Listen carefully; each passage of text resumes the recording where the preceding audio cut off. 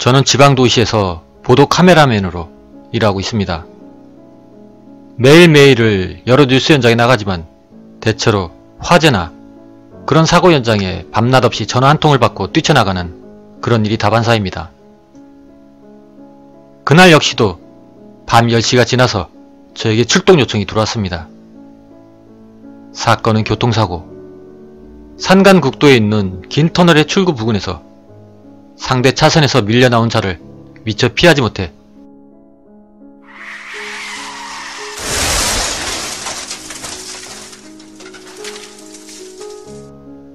정면 충돌을 한 후 운전자 한 명이 사망한 사고였습니다.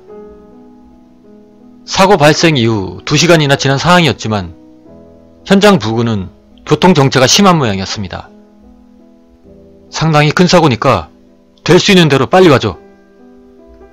전화를 걸어온 기자의 당황한 목소리가 그대로 전해졌습니다. 아직은 현장 검증이 이어지고 있었던 터라 그 이상은 사고에 관한 이야기를 들을 수는 없었습니다. 저는 서둘러 카메라를 준비하고 옷을 갈아입은 뒤 가족에게 사정을 말하고 집을 뛰쳐나왔습니다.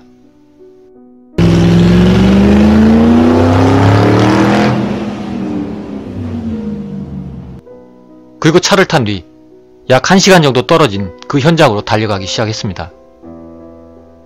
늦게 도착한다 하더라도 보도 카메라맨인 저로서는 어쩔 수 없는 일입니다. 이때까지만 해도 저는 평소와 같은 일이라고 생각을 하고 있었습니다. 그러나 차로 30분 정도 달렸을 때 저는 평소와는 전혀 다른 경험을 하게 되었습니다. 왠지 모르게 저희 뇌리에 갑자기 그것도 한 번도 본 적이 없는 영상이 떠오른 것입니다. 그 영상이란 앞이 엉망진창 깨져 있는 흰 소형 자동차, 본넷이 완전히 젖혀져 있고 유리도 산산조각 부서져 떨어져 있습니다. 피투성이가 된 에어백은 힘없이 늘어져 있었습니다.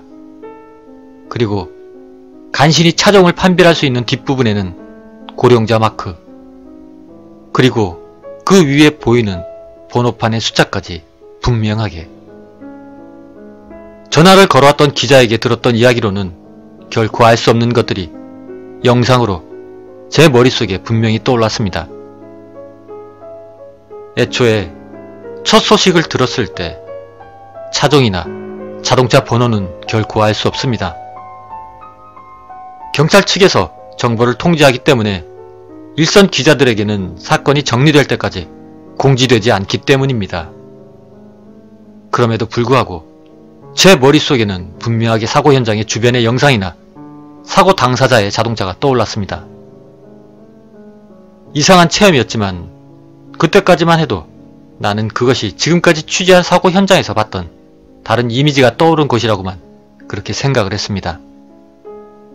그런데 현장에 도착을 해 차에서 내리고 본 광경에 저는 그대로 멈춰설 수밖에 없었습니다. 왜냐하면 아까 제 머릿속에 떠올랐던 것과 너무도 완벽하게 일치하는 광경이 제 눈앞에 펼쳐져 있었던 것입니다. 차의 상태, 색깔, 차종, 그리고 고령자 마크, 번호판의 숫자까지 말입니다. 완벽하게 제 머릿속에 떠올랐던 것과 같았습니다. 현장에 있던 경찰관에게 물어보니 돌아가신 분은 80세가 넘은 할아버지였다고 합니다. 그리고 자동차의 내부에는 브레이크를 밟은 흔적이 없었다고 합니다. 아마도 운전 도중 졸았거나 혹은 급병으로 인해 의식을 잃고 그대로 상대 차선에 충돌한 것 같다고 경찰관은 말을 해줬습니다. 저는 납작하게 찌그러진 그 차를 향해 합장을 했습니다. 사람이 죽은 현장에서는 언제나 그렇게 하고 있었지만 이때는 마음 깊은 곳에서부터 꼭 명복을 빌어드리고 싶었습니다. 그 후에도 저는 계속해서 사망사고 현장에 촬영을 하고 있습니다. 하지만 그때와 같은 경험은 아직까지 한 번뿐입니다. 제가 특별히 영감이 강한 것도 아니고 돌아가신 분과 면식이 있었던 것도 아니었습니다. 그럼에도 그때 그런 이미지가 떠오르고 또 그것이 실제 현장 모습과 똑같았던 것은 지금까지도 제게는 풀리지 않는 미스테리로 남아 있습니다.